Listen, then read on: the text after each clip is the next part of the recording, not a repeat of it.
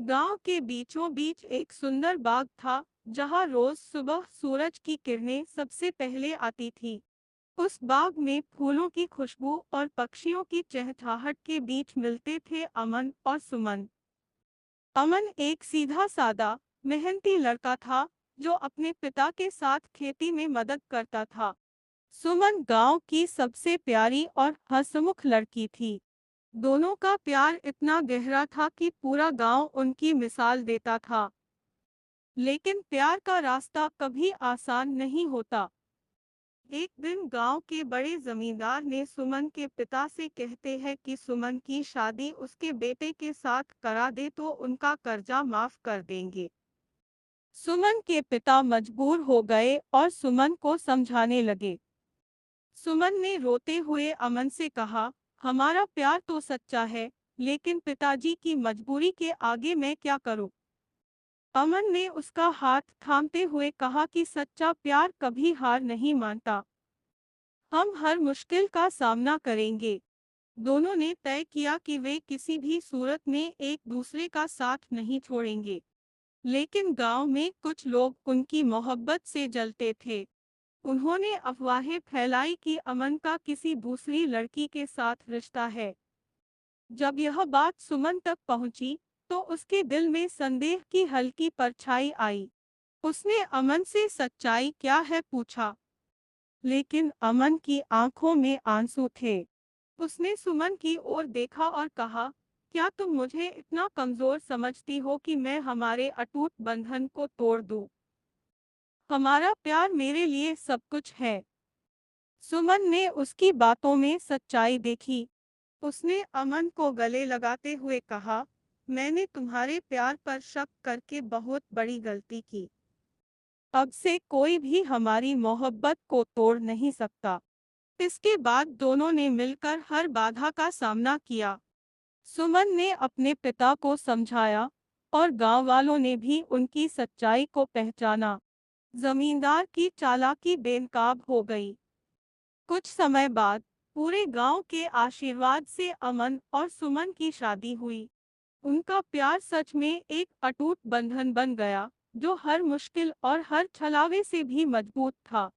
अमन और सुमन की शादी के बाद दोनों अपनी छोटी सी दुनिया में बहुत खुश थे और अमन को मुंबई में एक बड़ी कंपनी में नौकरी भी मिल गई। यह उनके लिए गर्व की बात थी, लेकिन इसका मतलब था कि अमन को गांव छोड़कर मुंबई जाना पड़ेगा। अमन ने सुमन से कहा कि यह नौकरी हमारे भविष्य को सुरक्षित बनाएगी, लेकिन तुम्हें यहाँ छोड़कर जाना मेरे लिए बहुत कठिन है। सुमन ने मुस्कुराते हुए कहा, तुम्हारे सपने पूरे होंगे तो मेरा सपना भी पूरा होगा। मैं यहाँ तुम्हारे लौटने का इंतजार करूंगी। और इसके साथ अमन ने मुंबई की ओर रुख किया। वहाँ की चकाचौंध और भागदौड़ भरी जिंदगी उसके लिए बिल्कुल नई थी। लेकिन अमन मेहनती था और उसने जल्द ही खुद को साबित किया। उसकी ईमानदारी और काम के प्रति लगन से उसके सहकर्मी और बॉस बहुत प्रभावित हुए। मुंबई में सब कुछ अच्छा चल रहा था, लेकिन बड़े शहर की जिंदगी के साथ नई चुनौतियां भी आई। अमन की कंपनी के एक सहयोगी रोहित उससे जलता था। उसने अमन के खिलाफ बॉस को झूठी शिकायतें दी, ताकि उसकी छवि खराब हो सके। अमन ने इस मुश्किल का सामना करते हुए अपना काम ईमानदारी से किया, लेकिन ऑफिस की राजनीति और झूठे इल्जामों ने उसे मानसिक रूप से परेशान कर दिया। इस दौरान सुमन ने उसे फोन पर हिम्मत दी। सुमन कहती है, याद है हमने गांव में हर मुश्किल का सामना किया था। मुंबई की ये चुनौती भी कुछ नहीं है। तुम्हारी सच्चाई और मेहनत तुम्हें जीत दिलाएगी। मुंबई में अमन की मुलाकात एक अनुभवी सहकर्मी अनिल से हुई। अनिल ने अमन को समझाया, बड़े शहरों में ईमानदारी के साथ साथ चतुराई भी जरूरी है। सच्चाई को साबित करने का मौका जरूर मिलेगा। अमन ने अनिल की सलाह मानी और ऑफिस की हर जिम्मेदारी को बेहतर तरीके से निभाया। कुछ समय बाद कंपनी ने एक बड़ी मीटिंग बुलाई, जहां अमन के प्रोजेक्ट्स की समीक्षा हुई। उसकी मेहनत और ईमानदारी सभी के सामने आई और रोहित की साजिश का पर्दाफाश हुआ।